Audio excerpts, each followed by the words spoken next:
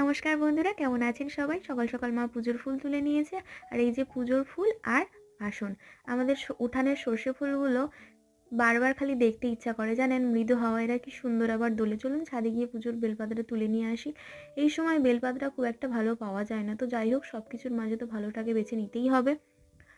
আর এইখানে মা ভোলে বাবাকে সুন্দর করে স্নান করিয়ে দিল। এরপর গা মুছিয়ে সাদা চন্দন আর গঙ্গা জল দিয়ে তুলসী পাতা দিয়ে বেলপাতা শুদ্ধ করে নিল।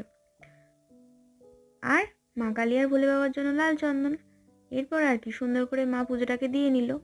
আমাদের বাড়িতে লাউ চাষ হওয়ার সুবাদে আমি দেখেছি লাউয়ের দু রকমের ফুল হয়।